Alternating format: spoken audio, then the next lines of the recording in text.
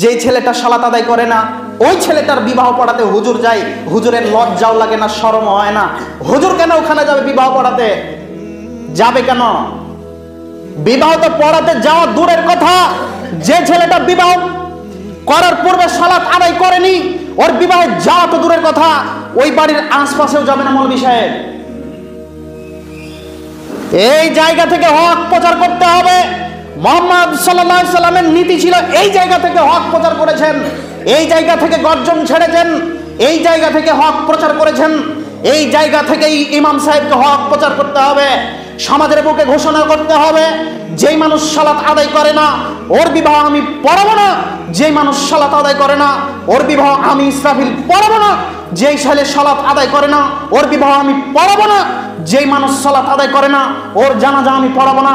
ও যদি মারা যায় তাহলে ওই যে কুকুর মারা গেলে যেমনি গন্ধ লাগবে বলে পুঁতে দিয়ে আমরা মাটিতে, মানুষ যদি সালাত আদায় না করে মুসলিম হওয়ার পরেও তাহলে তাকে আমি ওইভাবে পুঁতে রাখবো। সালাত আদায় করে না এজন্য ওর জানাজা আমি করাবো না, ওর জন্য দোয়া আমি করব না। এই নীতি চালু করতে হবে। এই নীতি যদি এই সমাজে চালু থাকে তাহলে এইরকম মসজিদ আরো কয়েকটা হয়ে যাবে ইনশাআল্লাহ। হুজুর যখন গোল আলু হয়েছে তখন সমাজে বেনামাজি বেড়েছে, এই হুজুরই দায়ী। বাপ মা যখন নরম হয়েছে সন্তান সন্ততির উপরে তখন সমাজে বেনামাজি বেড়েছে। বাপ যখন বলেছে আব্দুর রহমান শুয়ে থাকো ঠান্ডায় উঠতে হবে না ফজরে, তখন ছেলেটা বেনামাজি হয়েছে। মা যখন বলেছে এখন বয়স হয়নি এখন ছোট আছে উঠতে হবে না, তখন ছেলেটা বেনামাজি হয়েছে। এই দেশের মাটিতে তিনজন মানুষ অপরাধী, তার একজন হলো ইমাম সাহেব, তার 2 নাম্বার হলো বাড়ির অভিভাবক বাপ, 3 নাম্বার হলো ওর মা।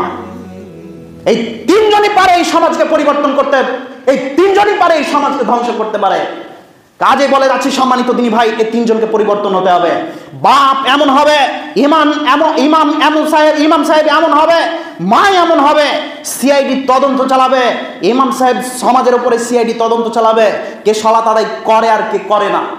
বাপ পরিবারের উপরে তদন্ত চালাবে, কোন ছেলে সালাত আদায় করে কোন ছেলে সালাত আদায় করে না।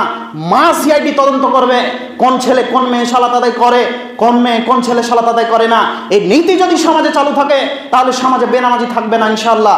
এই নীতিকে অবিলম্বে ফিরিয়ে নিয়ে আসতে হবে, 24 ঘন্টার মধ্যে ফিরিয়ে আনতে হবে, ফিরিয়ে আনতেই হবে।